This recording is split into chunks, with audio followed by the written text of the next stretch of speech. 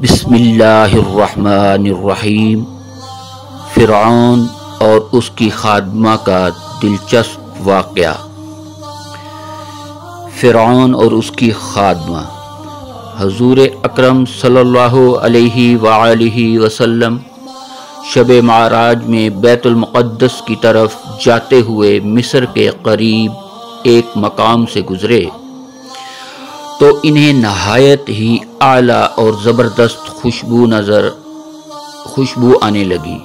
آپ صلی اللہ علیہ وآلہ وسلم نے حضرت جبرائیل علیہ السلام سے پوچھا کہ یہ خوشبو کیسی ہے؟ جواب ملا کہ فرعون کی بیٹی کی باندھی مشاطہ اور اس کی اولاد کی قبر سے آ رہی ہے۔ پھر حضرت جبرائیل علیہ السلام نے اس کا قصہ بیان کیا کہ مشاطہ فرعون کی بیٹی کی خادمہ تھی اور وہ خفیہ طور پر اسلام لا چکی تھی۔ ایک دن فرعون کی لڑکی کو کنگھی کرتے ہوئے اس کے ہاتھ سے اتفاقاً کنگھی گر پڑی۔ وہ اٹھانے لگی تو اس کی زبان سے بے ساختہ بسم اللہ نکل گیا۔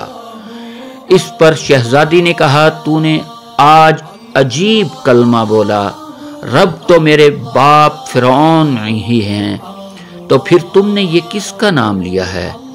اس نے جواب دیا، فرعون رب نہیں بلکہ رب وہ اللہ ہے جو مجھے اور تجھے خود فرعون کو روزی دیتا ہے۔ شہزادی نے کہا، اچھا تو میرے باپ کے سوا کسی اور کو اپنا رب مانتی ہے؟ اس نے جواب دیا، ہاں میرا، تیرا اور تیرے باپ سب کا رب اللہ تعالی ہی ہے، اور اللہ کے سوا کوئی عبادت کے لائق نہیں۔ شہزادی نے اپنے باپ سے کہلوایا۔ وہ سخت غضبناک ہوا اور اسی وقت اسے برسرِ دربار بلوا بھیجا، یعنی کہ اپنے دربار میں اس کو بلوا لیا اور کہا، کیا تو میرے سوا کسی اور کو اپنا رب مانتی ہے؟ اس نے کہا کہ میرا اور تیرا رب اللہ تعالی ہی ہے جو بلندیوں اور بزرگی والا ہے۔ فرعون نے اسی وقت حکم دیا کہ تانبے کی جو گائے بنی ہوئی ہے، فرعون نے اس وقت ایک تانبے کی، یہاں تھوڑا سا میں عرض کرنا چاہتا ہوں، فرعون نے ایک تانبے کی عجیب و قسم کی گائے بنائی ہوئی تھی اور اس میں وہ دشمنوں کو یا کسی کو، مطلب کہ اپنے دشمنوں کو یا ظلم کرتا تھا تو وہ تانبے کی گائے میں اس کو ڈال دیتا تھا اور نیچے سے آگ لگا دیتے تھے۔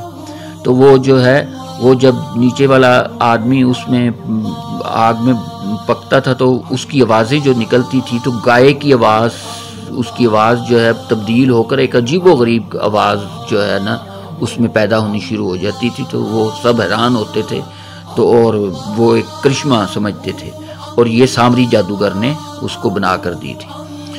تو یہ ہے اس کا پس منظر۔ تو آگے چلتے ہیں۔ اس کو خوب تپایا جائے اور جب بالکل آگ جیسی ہو جائے تو اس کے بچوں کو ایک ایک کر کے اس میں ڈال دیا جائے، آخر میں خود اسے بھی اسی میں ڈال دیا جائے۔ چنانچہ وہ گرم کی گئی۔ جب آگ جیسی ہو گئی تو حکم دیا کہ اس کے بچے کو ایک ایک کر کے اس میں ڈالنا شروع کرو۔ اس نے کہا، بادشاہ ایک درخواست میری منظور کرو، وہ یہ کہ میری اور میرے ان بچوں کی ہڈیاں ایک ہی جگہ ڈال دینا، یعنی کہ ایک ہی قبر میں دفنا دینا، کٹھی ڈالنا۔ اور اس کے بعد اس نے کہا، اچھا تیرے کچھ حقوق میرے ذمہ ہیں۔ فرعون نے کہا، اس لیے یہ منظور ہے۔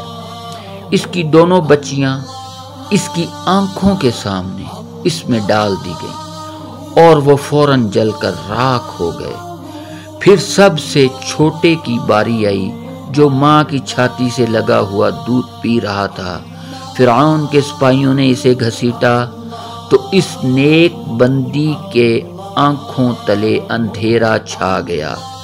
اللہ تعالیٰ نے اس بچے کو اسی وقت زبان دے دی اور اس نے بآواز بلند کہا، اماں جان افسوس نہ کر، اماں جان ذرا بھی پسو پیش نہ کرو، حق پر جان دینا ہی سب سے بڑی نیکی ہے۔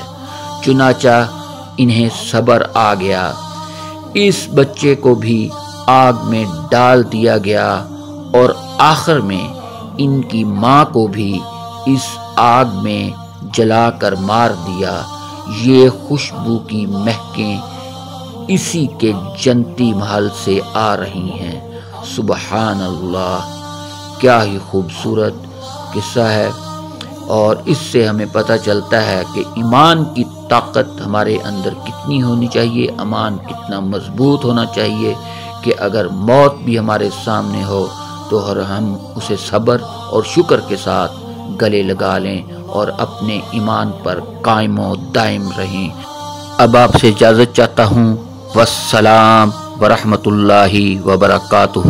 اللہ ہم سب کا حامی و ناصر۔